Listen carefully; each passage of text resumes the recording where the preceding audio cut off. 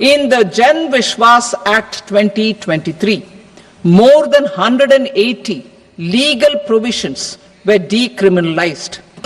Our government will now bring up the Jan Vishwas Bill 2.0 to decriminalize more than 100 provisions in various laws. I now move to fiscal policy. In the July budget, I had committed to staying the course for fiscal consolidation. Our endeavor will be to keep the fiscal deficit each year such that central government debt remains on a declining path as a percentage of the GDP. The roadmap for the next 6 years has been detailed in the FRBM statement. Revised estimates for 2024-25. The revised estimate of the total receipts other than borrowings is 31.47 lakh crore rupees, of which the net tax receipts are 25.57 lakh crore rupees. The revised estimate of the total expenditure is 47.16 lakh crore rupees, of which the capital expenditure is about 10.18 lakh crore rupees.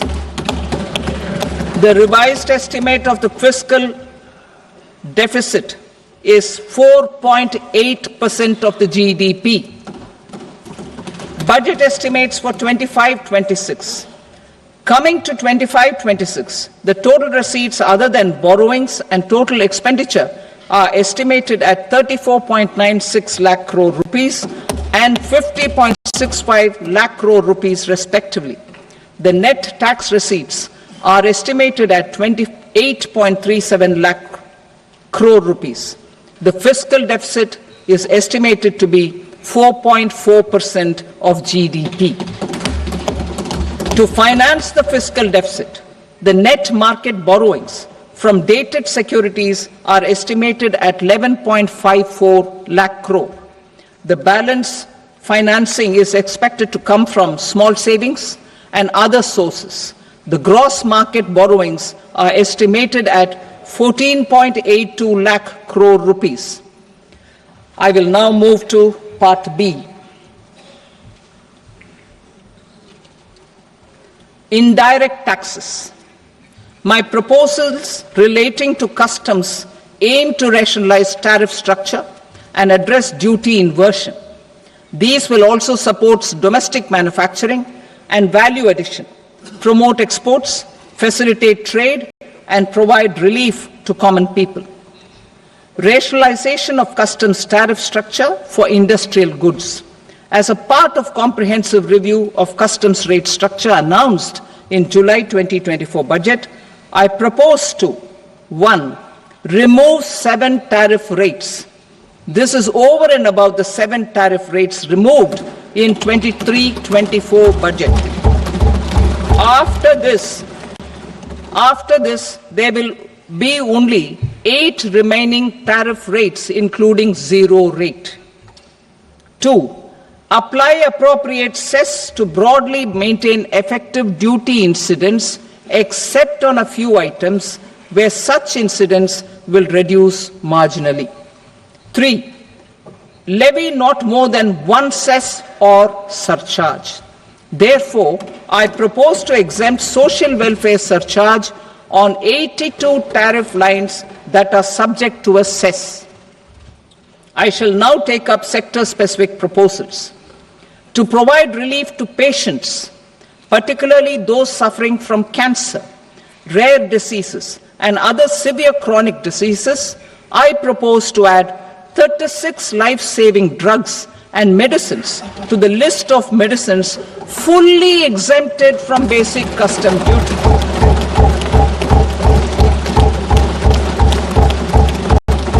I also propose to add 6 life-saving medicines to the list attracting concessional custom duty of 5%. Full exemption and concessional duty will also respectively apply on the bulk drugs for manufacture of the above. Specified drugs and medicines under patient assistance programs run by the pharmaceutical companies are fully exempt from BCD provided the medicines are supplied free of cost to the patients. I propose to add 37 more medicines along with 13 new patient assistance programs. Support to domestic manufacturing and value addition. Critical minerals. In the July 2024 budget, I had fully exempted BCD on 25 critical minerals that are not domestically available. I had also reduced BCD of 2 other such minerals to provide a major fillip to their processing, especially by MSMEs. Now, I propose to fully exempt cobalt powder and waste, the scrap of lithium-ion battery, lead, zinc, and 12 more critical minerals. This will help secure the availability for manufacturing in India and promote more jobs for our youth. To promote domestic production of technical textile products such as agro-textiles, medical textiles, and geotextiles at competitive prices, I propose to add 2 more types of shuttle-less looms to the list of fully exempted textile machinery. I also propose to revise the BCD rate on knitted fabrics covered by 9 tariff lines from 10 or 20 to 20% or 115 rupees per kg, whichever is higher. Electronic goods. In line with our Make in India policy and to rectify inverted duty structure, I propose to increase the BCD on interactive flat panel display from 10% to 20% and reduce the BCD to 5% on open cell and other components. In 23-24 budget, for the manufacture of open cells of LCD, LED TVs, I had reduced the BCD on parts of open cells from 5% to 2.5%. To further boost the manufacture of such open cells, the BCD on these parts will now stand exempted. Lithium-ion battery. To the list of exempted capital goods, I propose to add 35 additional capital goods for EV battery manufacturing and 28 additional capital goods for mobile phone battery manufacturing. This will boost domestic manufacture of lithium-ion batteries, both for mobile phones and for electric vehicles. Shipping sector.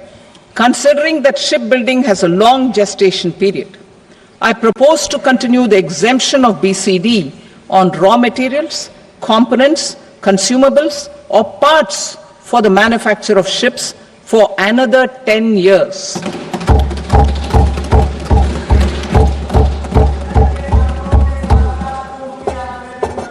I also propose the same dispensation for shipbreaking to make it more competitive. Telecommunication. To prevent classification disputes, I propose to reduce the BCD from 20% to 10% on carrier-grade Ethernet switches to make it at par with non-carrier-grade Ethernet switches. Export promotion. To facilitate exports of handicrafts, I propose to extend the time period for export from 6 months to 1 year, further extendable